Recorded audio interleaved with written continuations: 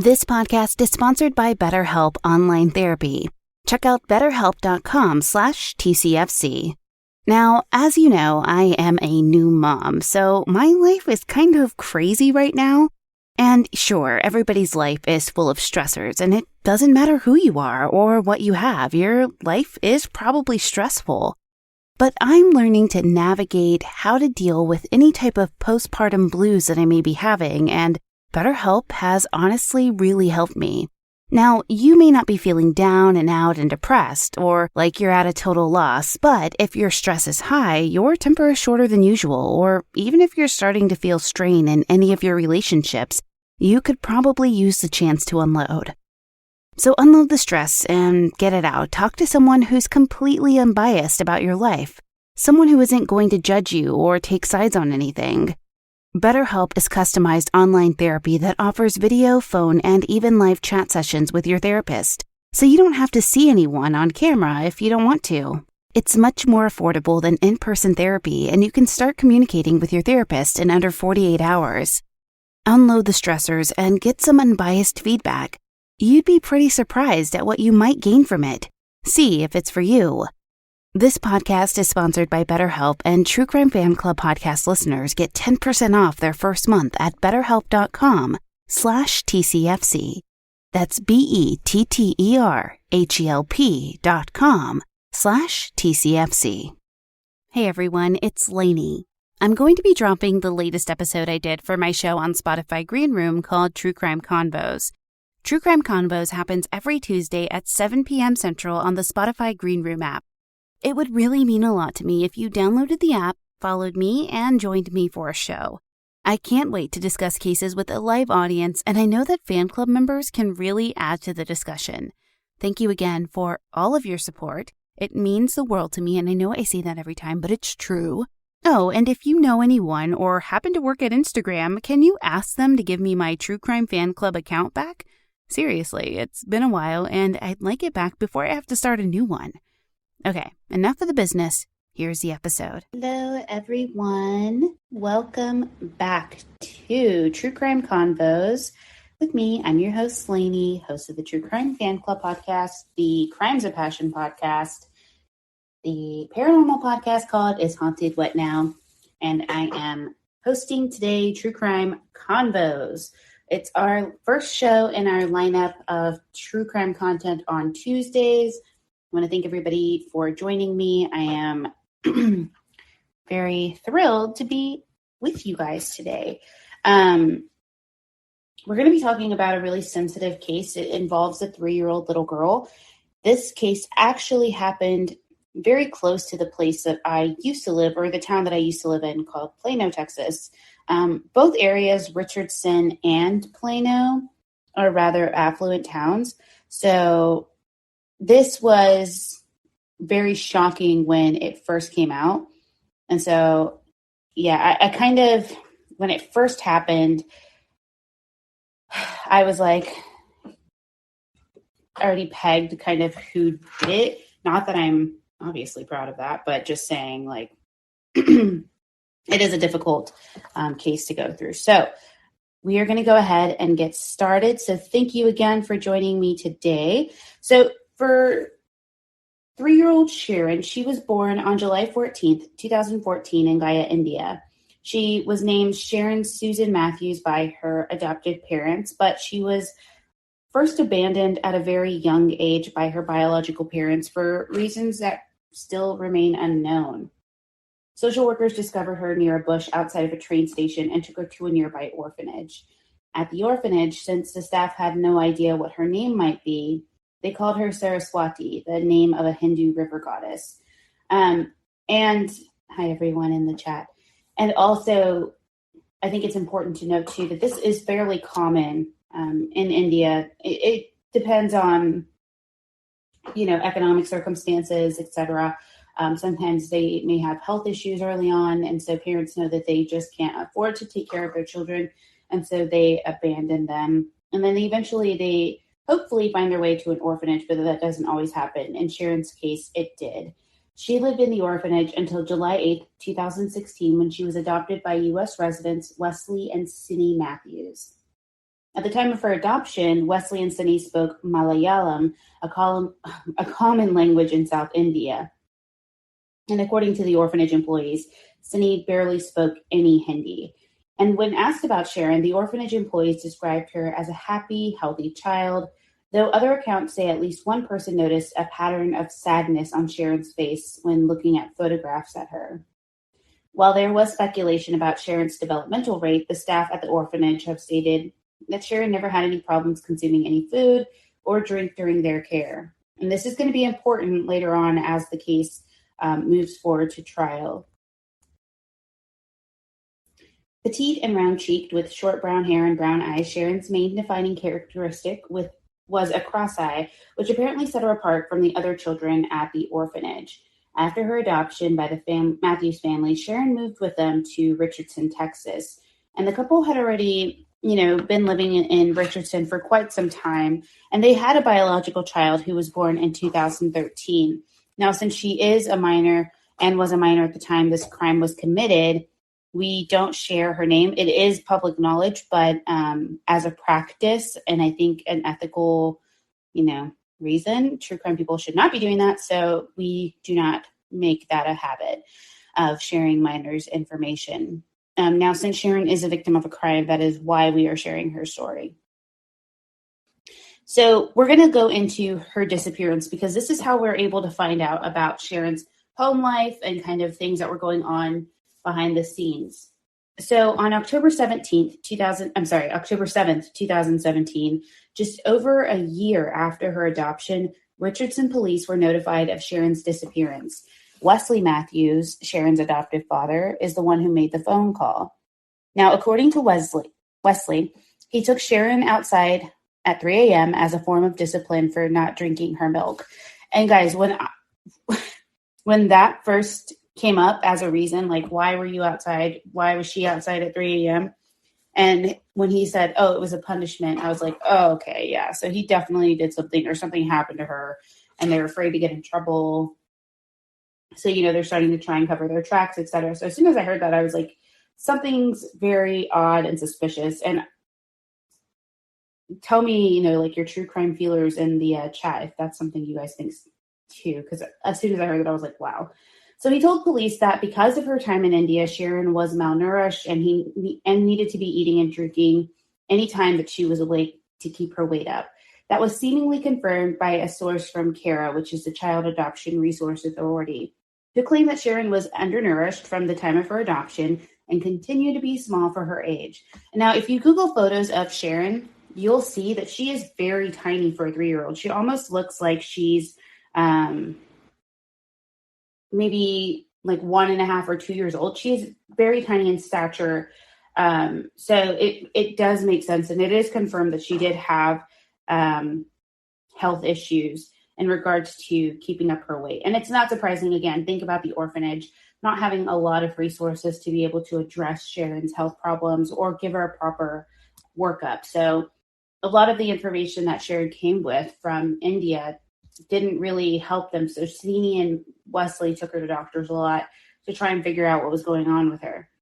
So Wesley claims that Sherin had always had problems eating and that while she wouldn't eat food at home, she could be convinced to eat outside. So on the night Sherin disappeared, Wesley claimed to police that he told Sherin to stand near a large tree in the backyard because she refused to drink her milk.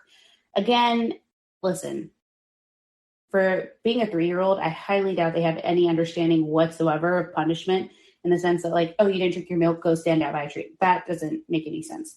So this conflicts with other reports which say that Wesley told Sherin to stand alone in an alley. So this is what I remember. So here's the thing. The report came out, right, that Sherin was missing. And obviously, since it was only maybe 10 or 15 minutes away, literally from where I lived at the time, I was like, holy crap, that's really concerning. When you hear things like crime doesn't happen in this area, it truly, nothing like that. Like child abductions don't really happen there. Like Amber Alerts are different because those are people known to them for the most part. But in Richardson and Plano, it's not really that type of place. Like you wouldn't, You don't have somebody like lurking around at 3 a.m. just hoping that they're going to stumble upon a child, like, oh, there's my luck. I happen to be a child abductor. And look, there's a kid right there for me. So the first report came out, said Sherin was missing. And it was like, okay, well, what was happening? Why was she out so late, right? Because that's the first question you have when you hear this. And then it was like, oh, she was being punished. And the first story was that she was told to stand outside by the end of the driveway in the alley. And I'm like, who would put a 3-year-old in the alley and say, stand there, and not have somebody hearing this kid cry and wondering, like, why is there a kid outside right now crying? Like, I don't know about you guys, but I've seen 3-year-olds throw fits where they're like throwing themselves on the floor, possibly giving themselves a concussion, etc., from banging their heads on the floor. So I can't imagine that Sherin was just like, okay, I'll go stand out there by the alley in the dark at 3 a.m. and not have any like crying fits and screaming, nothing, right? I doubt she went there willingly. Like sometimes you've seen people punish their kids where they have to like carry them to put them in timeout. So that automatically, when I heard that, didn't add up to me. And then the story changed later, I think a few days later, to where it was like, no, she was actually standing by the tree in the backyard. And so once the story started changing of like where she was even placed or where she was last seen, then I was like, okay, something's going on. Obviously, they did something to her. It's obvious to the public something happened to her, whether it was an accident or whether it was on purpose. It was very clear kind of after the first excuse was given that there was something more nefarious going on. So 15 minutes later, because he leaves her outside, right? So he says, the first story, I left her by the alley. That's the one we're going to go with right now. Left her by the alley. So he leaves her, goes back inside, and he says, 15 minutes later, when I came back out to check on her, she had disappeared. And I'm like, okay, listen. I mean, do you, I guess, in the sense of like how you choose to punish your kids? I obviously don't agree with making a 3-year-old stand outside for any length of time that late in the morning and not watching them. So irresponsible, right? But how are you just going to leave this kid out there and not expect any crying, any stomping? You don't think she's going to be scared? It didn't add up to me. So he's like, yeah, so I went inside. 15 minutes later, come out, she's gone. So based on the time of his call to the police and the time he claimed Sherin had gone missing, he waited 5 hours before alerting anyone to the disappearance of his adopted daughter. Mathews told police that when he had discovered Sherin was missing, hold on to your britches, people, if you've never heard this story. When he discovered that she was missing, he went inside to do a load of laundry while waiting for her to either come home or for it to be light enough outside for him to continue searching for her. He also reportedly told police that he'd seen coyotes in the area and that their home backed up onto a railroad track. No. Coyotes in Texas, you guys, they literally just like run around the street like no big deal. They're more afraid of us than anything. And you don't think, obviously, that if a coyote were to attack a child at 3 o'clock in the morning in a residential area, because it's by a railroad yard, it doesn't mean that it's desolate. Richardson is highly populated. It's suburban. Come on. Okay. So he says, okay, well, it could have been a coyote that took her. And I'm like, okay, so where's the blood? Because you think a coyote is just like happens to like hold a 3-year-old in his mouth and not drip any blood anywhere. No drag marks, no nothing. So yeah, it was just already not adding up. So when he went in through the coyote situation out there, as a Texan, I already called bullshit because I was like, yeah, right, dude. Coyotes. If it was like a mountain lion, okay, sure, I guess. But even then, not really. But coyotes in Texas are like skinny ass dogs. There's no way they're going to take anything with them. And the fact that he waited to where she would either come home and, walk in through the door and be like, hey, thanks, Dad, for teaching me that valuable lesson when I didn't drink my milk. Or he waits till it's light. And to me, that tells the listener and the viewer at home who was watching this on the news how he felt about that child. And that I'm sure that if it was his biological child, he would not have waited to report her for 5 hours and, done a load of laundry. So I digress. So anyway, so the investigation and arrest kind of quickly happened in succession. So it was quickly apparent that Wesley had conflicting stories about what had happened when Sherin disappeared. And this, in addition to how long it took him to report her missing, immediately put police on high alert. Wesley Mathews was arrested on October 7th for child endangerment, but was later released on bail. Shortly after police searched the Mathews house, they discovered that an SUV had left the property around 4 a.m. the night that Sherin had disappeared and returned within an hour. On October 22nd, 2017, the body of a young girl was found in a culvert near the Mathews home. The body was later positively identified to be Sherin Mathews after police consulted dental records. So I remember again when her body was found in the culvert. It's kind of what we were waiting for, unfortunately. When I saw the alert pop up on my news app that a body of a small child had been found, and they don't ever like to confirm, kind of think about like the Gabby Petito case. They didn't want to confirm immediately that it was her. They had to do official, identification, et cetera, through dental records, whatever. So it's the same thing for Sherin. Everybody knew that it was likely her body, but after positive identification came around, they, figured, or they were able to confirm it was her. Okay, so yes, this case has really stuck with me for a really long time. Because of how close it was to home and just truly how sad it was for this little girl. So after her body was discovered, her foster father or her adoptive father, Wesley, returned to the police station. And this time he wanted to change his statement yet again. So he told police that when Sherin refused to drink her milk, he helped her to drink it, taking her out into the garage to physically assist her. During this process, Sherin began to choke from the milk being forced down her throat. Wesley claimed that he felt for her pulse and believed her to be dead. He then said he hit her body in a culvert and he was arrested and charged with felony injury to a child. Like, exactly what? And like, who, again, you know what I mean? Like, obviously he sought counsel with an attorney and an attorney told him to do this, like go and change your statement, go and tell them what really happened. And I'm like, again, think of this like from a parent, caregiver perspective. Who takes a kid to the garage to feed them or to assist them in drinking milk? Like, again, that does not make any sense at all whatsoever. So I'm telling you guys, very frustrating to say the least. Let's see. Okay.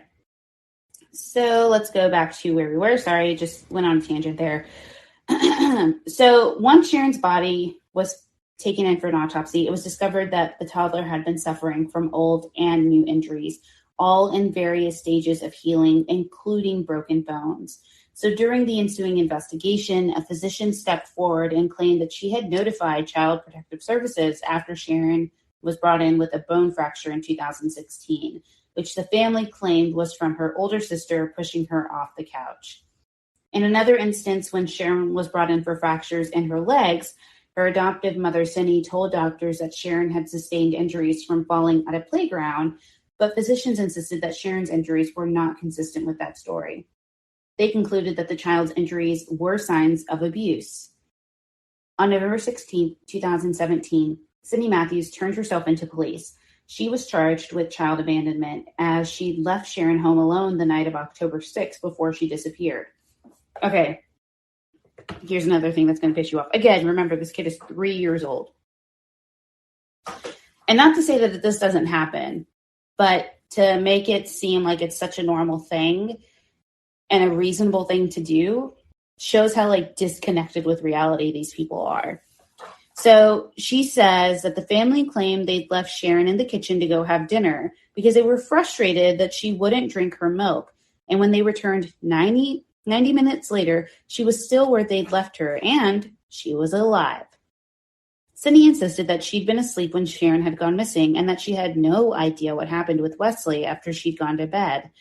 Cindy was placed on a $250,000 bond, but the charges against her were later dropped, a decision that was heavily criticized. I remember when they dropped the charges against Cindy, I was so pissed, you guys, because, listen, there's like not knowing things are happening, and then there's covering things up. And I forgot to mention this. Okay. So Cindy, you guys, is also, sorry for my chair creaking, is also a registered nurse.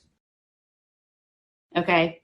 She's a registered nurse. So she's the person supposed to be taking care of people in a hospital. And look at how she's treating her own daughter. A daughter, mind you, that Wesley and Cindy picked, right? It's not like they were just randomly given this child and were like, here, you have to take care of this kid. They literally went through the process, traveled to another country, and selected Sherin to be their daughter. Then they came back here and started to abuse her because she didn't fit in with the family, right? Their oldest daughter, they said, like they kind of put her high on a pedestal and like, she was perfect, she's great, she's amazing, blah, blah, blah. And Sherin's so difficult. Like, you see the disparities between how they describe their kids, the oldest daughter and Sherin, and there's such a huge disparity. And obviously, it's something that is so clear. They had some type of either underlying hatred for this girl. It doesn't make sense to me. And, I don't think any child abuse case does ever make sense. Like, there's no sense behind it. So, yeah, it was really frustrating. And also, blaming the older child for the abuse that happened, completely ridiculous, you guys. Like, you have to push a kid like super hard off of a couch to fracture something. Like, my husband broke his legs, like both of his legs, when he was like 2 years old, because he was playing and like he was actually like really rough or whatever. But hello, like he was actually doing something that would have caused that to happen and made sense, to where physicians were like, yeah, whatever he did or what he did at the park or whatever is exactly how it happened. But the milk situation too, it's like, pick a different drink. If she doesn't like milk, pick a different drink. Like, I get protein, whatever. They have Pediasure. I mean, there's tons of other tasty drinks that a kid can drink. And ultimately, it's like, you just want them to eat. So give them what they need until, they make weight or whatever. But yes, she was a registered nurse, and it's infuriating to think that she was able to get off scot-free completely. I don't believe her story when she says that she was asleep the entire time, because look at the history so far of what we know is that she is willing to cover up and make excuses for the abuse that's happening to Sherin. So she will willingly blame her oldest daughter for abuse, or to cover up the abuse and say, oh yeah, she just pushed her, and blame it on child's play. And then say, oh yeah, we took her to the park and that's how she fractured her leg. Like, we don't know specifically who was causing the abuse. I think that they were doing it together. Because I think, like maybe one was more limited than the other in terms of how often they were abusing her or how severe they were abusing her. But I don't believe Cindy was asleep the entire time, at all. I can't see how, I don't see how. It just boggles my brain. And also leaving her, like trying to justify leaving a 3-year-old for an hour and a half so that you, your husband, and your biological child can go have dinner. Like, you're already isolating this kid. She's 3 years old. You've isolated her from the family. It's just ridiculous to me that they are continuing to justify the abuse that they think is, a defense of their actions. So, yeah, we did this because, we were just really frustrated with her that she wouldn't drink her milk. And they're thinking that's reasonable. And you just have to, like, I don't get it. I don't understand how you guys live in a sickness together. And although I will say that we obviously don't know the severity or the depth of the abuse, how often it was going on. We do know that it led to injuries. But, you know, she had such a difficult life already. I just can't get over the fact that they literally chose her. And then they were like, oh, not good enough. And regretted their decision and, you know, couldn't return her, I guess. So anyway, so she was also fired, good news, from her position at the Dallas Children's Medical Center as a result of the investigation. Now, the interesting thing is that during the court hearing for Wesley's trial, and while they were, you know, introducing evidence for the arrest affidavits, there were text messages exchanged between Cindy and Wesley while Sherin was at the hospital with her, you know, when she was going to see the pediatrician, etc. And she was basically, I feel like they were texting in code, if that makes sense, because it was very like, hey, the doctor is saying this, and you know, oh no, this is what the doctor's saying. Hold on, I'm gonna try and find one that I can read for you guys. I thought I had it up, but I didn't. But yeah, it was very interesting to see how they were going back and forth between each other. Okay, so here's the list of crimes, the wrong acts that the Dallas prosecutors say happened and why they sought the death penalty for him. So there was an actual, she was at a children's hospital, Anna, exactly. So part of the investigation was checking the electronics, right, of the Mathews family. And so the internet history and a file called Sherin's log were deleted from the computer after her disappearance. There were a significant amount of messages and content deleted from his cell phone once it was seized by the Richardson police. All communications between Wesley and Cindy were also deleted on Said's cell phone. Now, if you're innocent and you didn't do anything, like, I have no problem if you keep coming to me and say, like, hey, we think you did this crime. I'm like, okay, I didn't do it. And they're like, we're going to need your cell phone. Okay, take my cell phone. It's going to exonerate me, I guess. You won't find anything in there that says I did something. So, let me find that one. Yeah, registered nurse. It's a freaking joke. And you should look them up too, because Cindy gives me a icky vibe in general. I would not want her to be my nurse because I was just like, oh, you look mean to me. Here we go. Oh, I didn't find the text message, you guys. But they were basically like every time she went to the doctor, basically, they were texting in code, if you will, about what the doctor was saying needed to happen, and that she wasn't gaining weight, or that she needed to get this. And it was like alluding to it basically being Sherin's fault. You know, like Cindy and Wesley were doing all they could to help her and everything, and it just wasn't good enough. Yeah, Portia, you were right. Because they went to a church and everything like that. And everybody at church was like, Sherin was such a happy girl and that she loved the song. You know, I've got that song. It's like, I've got the joy, joy, joy down in my heart. Like, she would always do that. She would sing. She loved it.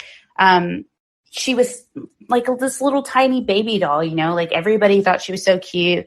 And, I mean, it's just so weird that they chose her. It just makes me, again, I keep going back to that, but that's just because it's just ridiculous.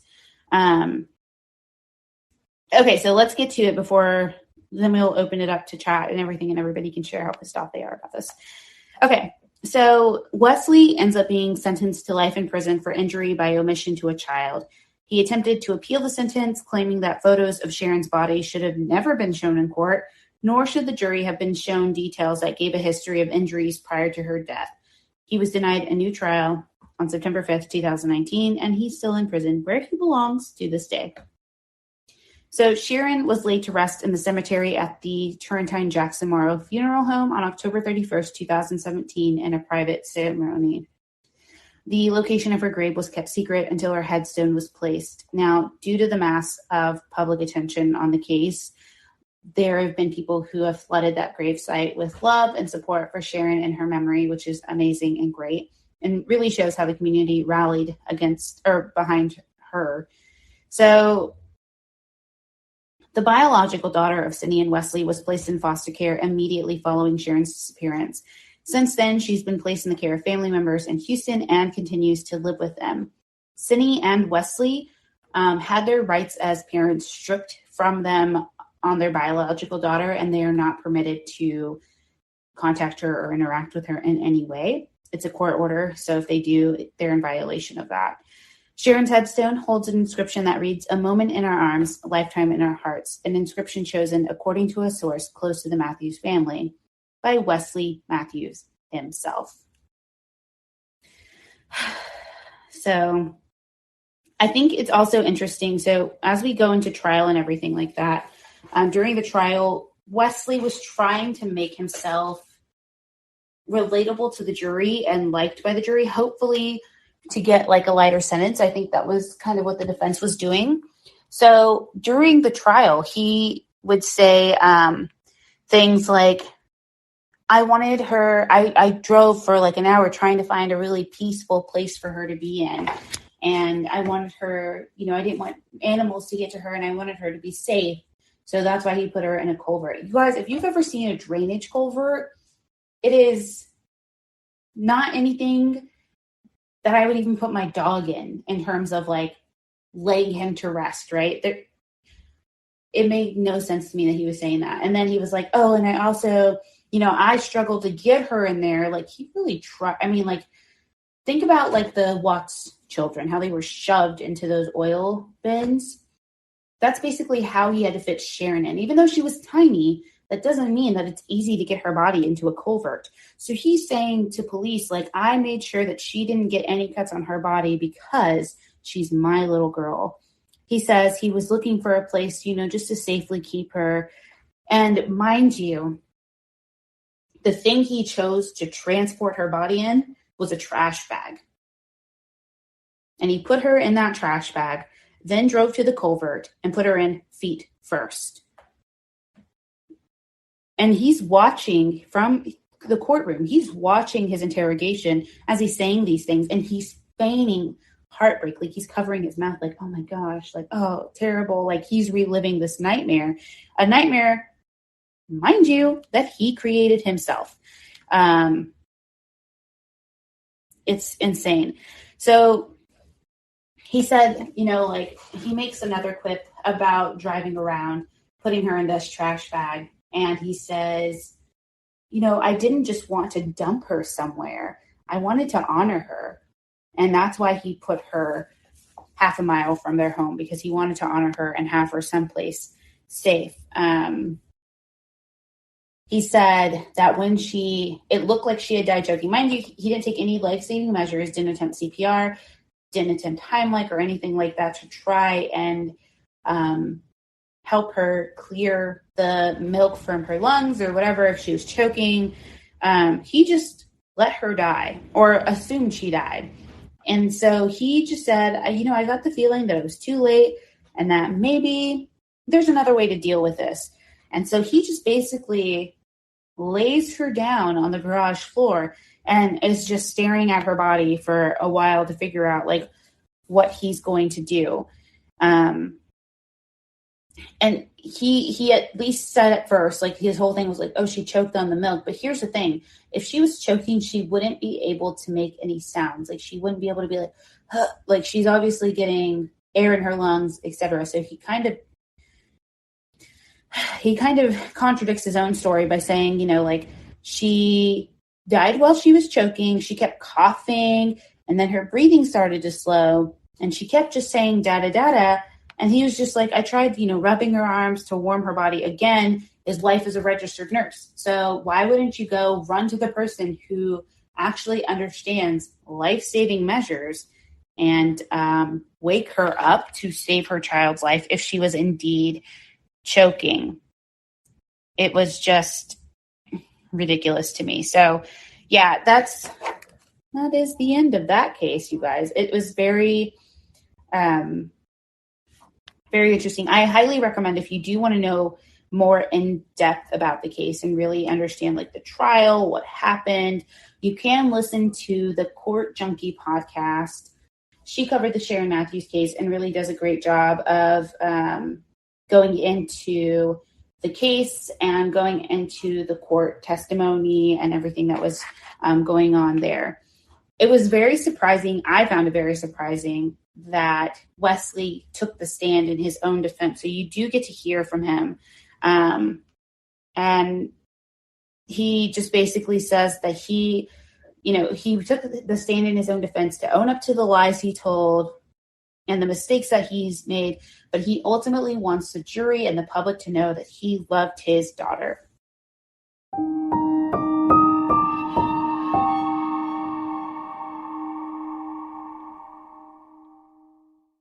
All right, guys, back again to talk about FunJet. Now, let's be honest, whether you're back in the office or still in your sweatpants working from home, that's still me. Life's day-to-day responsibilities lack the fun we all want and deserve. If you're looking for a sign to use some of that hard-earned PTO and have some much-needed fun, look no further. FunJet Vacations is a one-stop shop for all your vacation needs.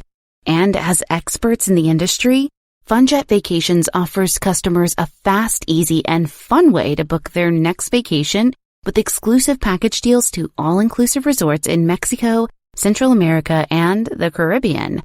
For a limited time, our listeners can use promo code FUNJET75 for $75 off your next FunJet vacation at Ryu Hotels and Resorts. Whether you're looking for a family-friendly resort or, like me, an adults-only getaway, there is a Ryu Hotel and Resort for you. To get started, just go to funjet.com or contact your travel advisor, and you'll be out of the office in no time, maybe sipping Mai Tais on the beach, which is my dream. Offer is only valid at funjet.com when booked by October 15th for travel through December 2021. Restrictions apply.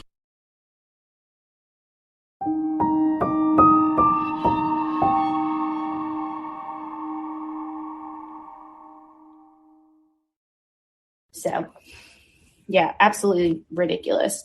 All right, you guys. So if you want to pop up, press the request button so you can share your thoughts about the case. If you have any theories about maybe Cindy being more involved than she was, the trauma that the oldest daughter is probably going through, the type of therapy she's likely going to need because of it. I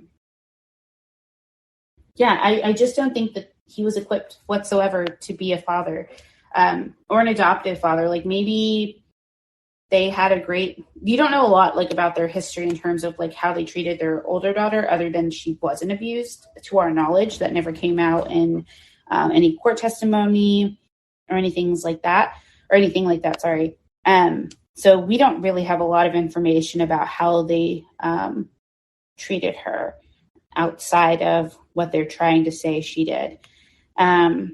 The jurors during the trial obviously got very emotional because, again, photos of Sharon's body post-mortem were shown. And this was likely to show them like where she was found in the culvert. As it goes with crime scene photos, they take pictures of the things in the moment. So that was something that Wesley, his defense team, was objecting to left and right about, and letting those photos in. And they, again, didn't want anybody to know that she had been previously abused. They say because the abuse couldn't be substantiated, even though medical experts did go on trial and testify that these were caused by physical abuse. So let's see. Any comments or questions? Let me see. I'm going to make sure I literally have this app open on both. Here we go. All right. Hello, Madeline. Hi. How are you? I'm good. How are you? Doing well, thank you. So, this is not about this specific case, but it reminded me of something that happened a few years ago. So I was living in Chicago and I had this really shitty landlord. And I was really mad at him because he was not fixing my dryer. And I wanted to figure out what his job was because I was like, I feel like he can afford to fix my dryer. And I Googled his name, and he had been involved in a case where essentially he was a doctor who had taken care of a little girl. She was in 4th grade. And after he kind of dismissed some injuries that she had as normal, she ended up being killed by her grandmother, who was her caretaker. I know. So basically, there was a whole lawsuit, and the family ended up being awarded money from the city. But it was just like, it reminded me because, you know, he saw that like marks on her body or something, and he ended up dismissing it. Mm-hmm. And because of that, she died. Yeah. That's terrible. I know, it's really sad. So, I mean, if anybody ever, I'm a teacher, I'm a mandated reporter. So if I ever see anything, I'm literally obligated by law to call, but it's always better to err on the side of caution and call if you suspect anything. I mean, and the worst that's going to happen is you have to be like, okay, my bad, I thought you were abusing your child. Maybe you shouldn't give me that indication. You know, like, I wouldn't think you were abusing your child, so... Exactly. And you are, you're protected by law. If you report, like, you are not going to get sued. Nothing will happen to you. Yeah. There's no reason not to do it. What you think is right. And that ultimately, like, I heard this quote recently where it was like, there's the law and then there's doing what's right. So, you know, you have to portion the reason you choose that you would need to do, you know, what's right there. So that. Exactly. Yeah. Even if it's a weird situation. Right. I know. Broke my heart. But that's it. Thank you for letting me up here. Absolutely. As always. And guys, if you're still on, you can definitely double click Madeline's photo and give her some gems for coming up and speaking with us. This also reminds me too, just a little bit of the Michelle Blair case. If you guys have not heard about that case, it is extremely difficult to go through. I would say that it borders on the Gabriel Fernandez case, because we know how devastating that case is. The Michelle Blair case, like, she was a mother suffering from mental illness, and she abused and tortured her 2 children based off of the paranoia that she was believing was happening around her. So she believed that her children were abusing each other. And she took them out one by one, saving one child. Like, they were both abusing, like, each other, and then also abusing the youngest child, which is disputed now by the youngest child, saying, like, hey, I never said anything like that, so I don't know where that happened. But just imagine it's insane. That case, her testimony, she has an elocution up on YouTube. If you can stomach it, I listened to it just because I wanted to try and understand, like, what was her mindset? Like, was she repentant at all? Did she feel remorseful? And I will tell you that she does not feel remorseful whatsoever, even till this day. She like absolutely tortured her children, and it's a really, really difficult case to listen to if you ever find it on a podcast. I won't mention the one it's on because I don't support their content, but there are other podcasts that have done it. I have not listened to it because once is enough for me to hear it, but you can see her elocution on YouTube if you want to kind of listen and understand what happened. But she did take severe measures to punish her children, which ultimately led to their deaths. And the only reason that she was found out, and the only reason that she was caught was because she was being evicted, and she had stored the bodies of her children in like deep freezers. So I believe this also, I want to say this one also happened in Chicago, but I'm not entirely sure. But yeah, it's another one of those cases that just makes you physically ill. You know, these cases are never easy. I'm obviously going to be taking a break from discussing any cases where children are the victims for the next few Spotify Green Rooms, just to give us all a break on that, because I know I've touched on it a few times. But these were all kind of listener requests, and so I wanted to honor those. But now we're going to move on to some other things in the next few Spotify Green Rooms. I am still working on getting, hopefully, the Child of God survivor onto the show. There are some difficulties that we've run into because I was told that they have to check with like their production company because they're under contract. So they may not have permission to do it. So we're just waiting to hear back on if that's something that can happen or not. But if not, then we can still have our cult expert on who does have knowledge of the Children of God cult. And we'll be able to share some insights and answer our questions about those, because I do have a lot of questions. I've rewatched the Children of God documentary that was on Discovery Plus, and oh man, you guys, I don't understand from like a parent perspective how you let these things happen, or how you let somebody kind of convince you that this is okay. You know, like I go in, that's just like me going in with my husband and daughter and being like, yeah, it's cool, you can sleep with my husband. Oh, and also sleep with my kid. No big deal. Doesn't make any sense whatsoever. And it doesn't seem, I don't know, like it boggles my brain.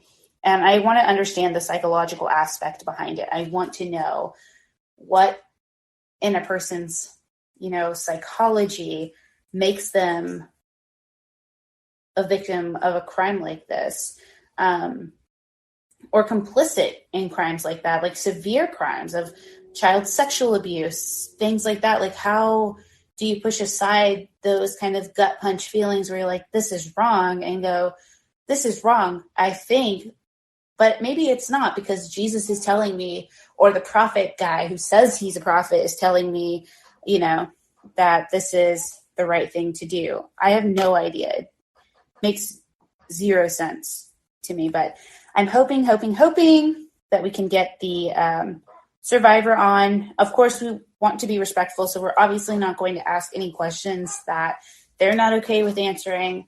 We're not going to touch on subjects that they're not okay touching on. I'm very much of the sense that, like, you tell the story you want to tell. It's not our job to poke and prod you and say, tell me this thing, because I'm like super curious about it. If it's not our business, and that's not our business, and it just is what it is.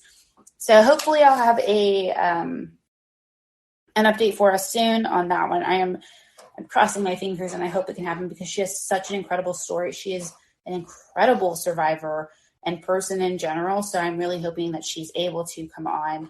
But again, if we can't, then we'll have our cult expert on, and we'll talk about cults there too, because I have never dabbled in cults as a member myself or as a true crime person. I've never really gone into depth, with it, other than the ones, kind of in the mainstream media, but I've never done a deep dive into them, because it's the same thing with like mass shootings, like those types of cases in true crime don't appeal to me, because they scare me, if that makes sense. Like, it just frightens me, if I want to be totally honest about it. It's just not something that I would be okay covering for myself, because it just makes me really nervous, because it's like, those aren't predictable, right? Like a crime that happens like upon an individual, you're like, okay, you can separate yourself from it. But when you think about like mass shootings and, think about Aurora and stuff, like, you're just going to a movie,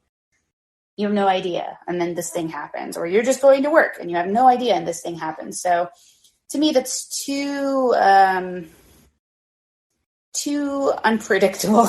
And I am not a fan of that, which is also why I don't like cases about missing people as a listener myself, because I want to have finality to things. But the more and more like I'm looking at cases like that, it just spurs your need to want to find out more about it. So I definitely get the appeal to it, but it's just not something that for me, I can take too much time to listen to.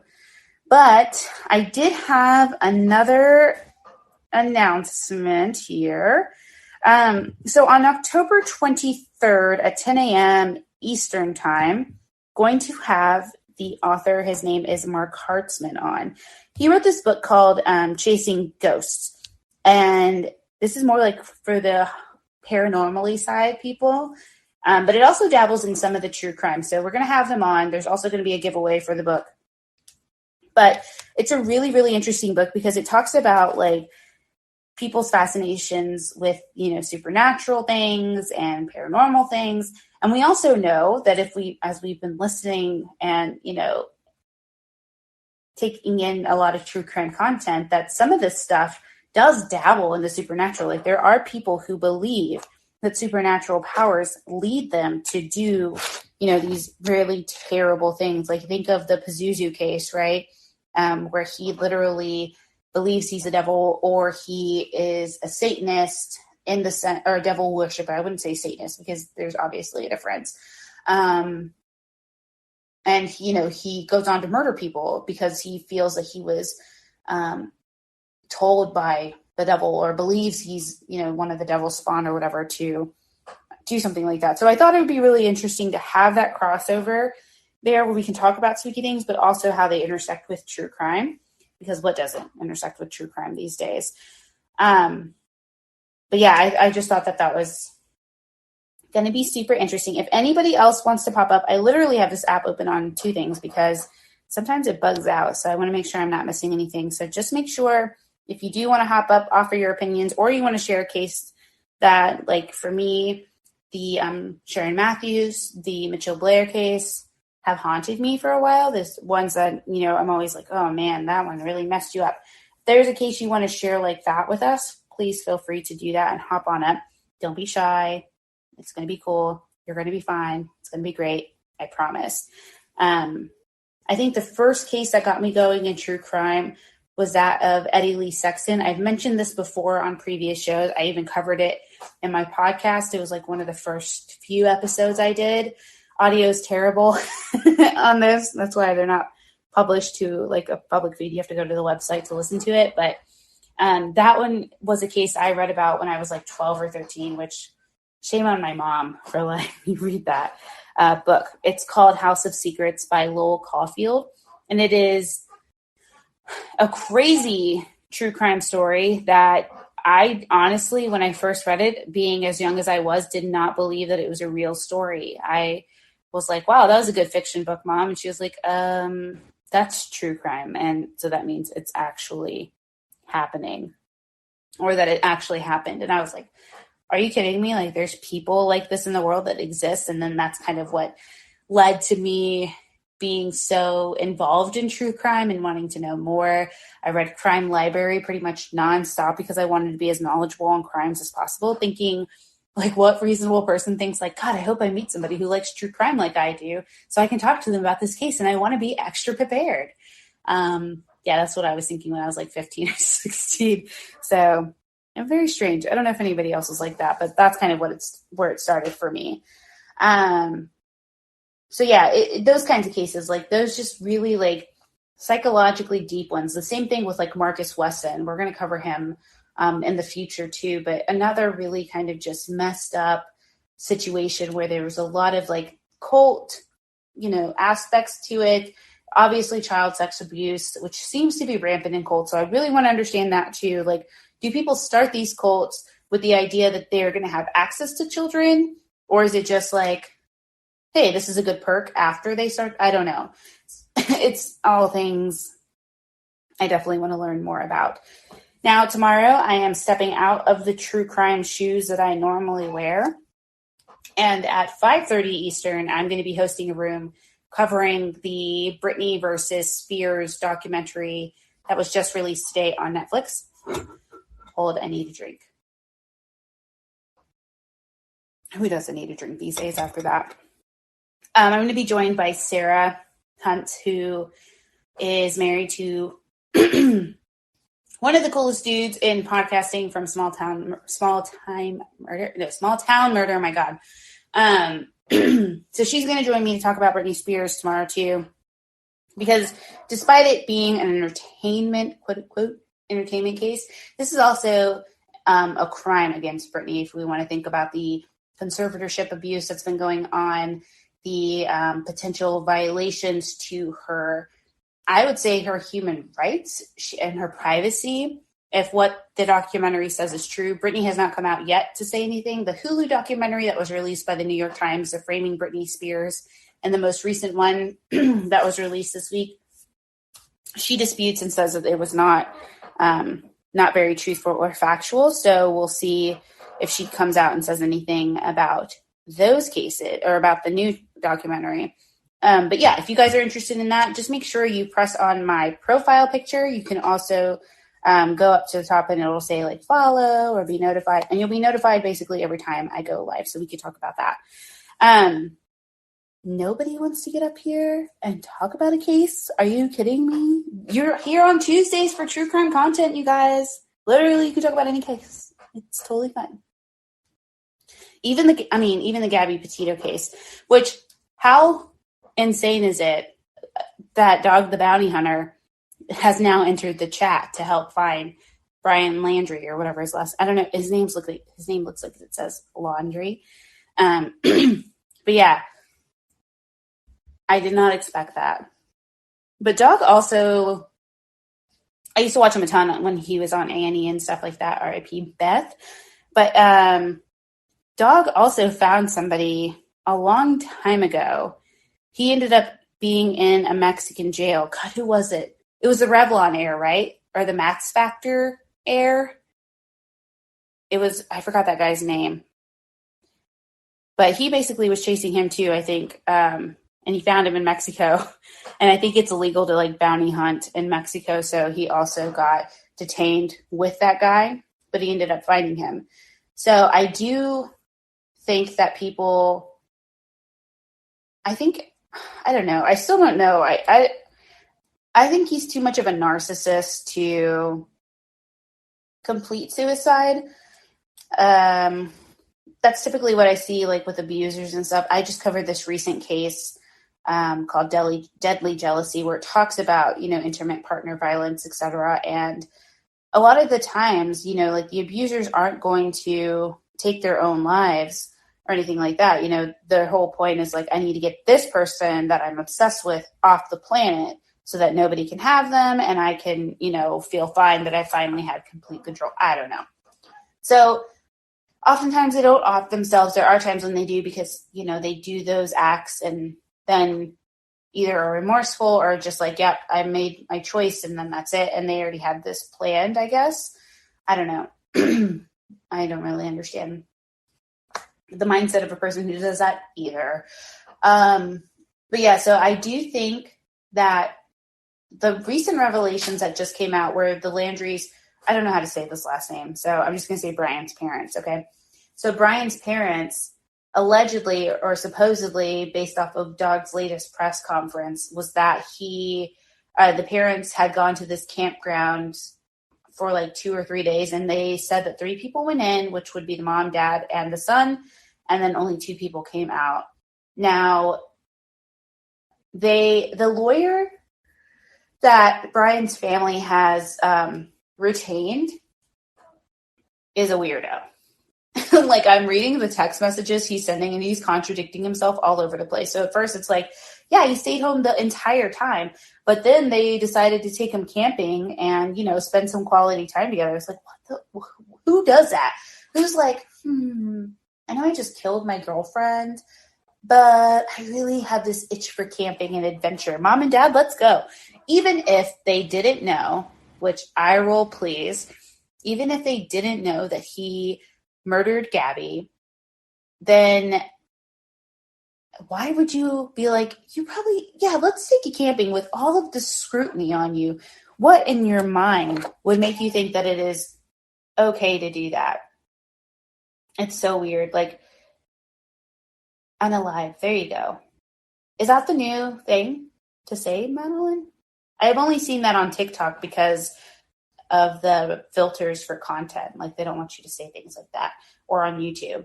But I do think he needs to for sure turn himself in.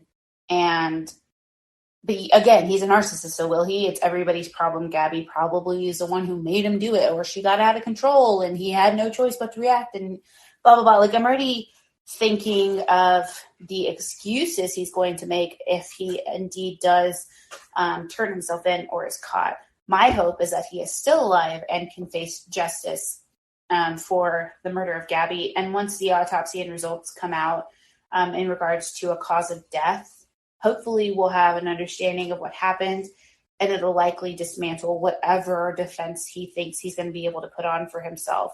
I don't think it's going to be one that will do him any favors for sure. And his parents, if they do have, okay, so I don't know how they would charge him with complicity or anything like that, or obstruction, because going to a campsite isn't, while it's a weird thing to do in the middle of an investigation, it's not an illegal thing to do. Unless they went to the campsite, and again, this would have to be something that they were able to prove beyond a reasonable doubt, unless they went to the campsite with the intention that they were going to help him evade arrest and escape. So I don't know what happened. And yeah, I didn't know, Stephanie, too. Thank you for bringing that up. I didn't know in this story, this whole timeline of events, that she actually lived with them in the house. Like, that makes it even worse to me. I agree. That makes it even worse to me that they're so cold as individuals that they would be like, yeah, we care more about it. I don't know. So maybe, again, not offering any excuses, just trying to conjecture and understand kind of like maybe what's going on or why they are reacting the way they are reacting to the situation, is that maybe they fought a lot in the house. And as a person who's had an individual live with me who had a volatile relationship, it's really annoying to live in that environment and be like, oh my God, you guys are fighting again. Wow. A, surprise, but B, like, break up with each other and move on.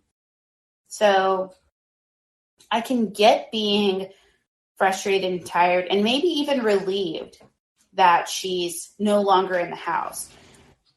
But that would also mean that they had zero clue that there was any type of domestic violence going on, which people know they can hide it pretty well, but I don't know how you hide it under the same roof like that. They would also have to not have any idea that there was suspicion that Brian was responsible for her disappearance. All of which I think we now know is not true, is that they did know. It just doesn't make any sense. Doesn't add up to me. So we'll see what happens. I'm hoping that he's caught fairly soon and that Gabby can get some justice and that we can get some answers as to what happened. And hopefully, and maybe there's some other information out there that hasn't yet been discovered, clues that haven't yet been found. But yeah, I mean, it seems, especially after looking at the body camera, there could have been some intervention. But again, this speaks to the ability of law enforcement to address and be prepared for domestic violence issues and intimate partner violence issues, which they are not equipped to handle. Different story for another day. So after me, starting right now, probably is True Crime Rewind. I think they're going to be talking about the Chris Watts case, another case that is incredibly infuriating. So please go and join them for that. I'll be meeting you in there. And thank you guys again for joining me for True Crime Convos. Make sure you tell your friends, and I will see you next week. Thanks, guys.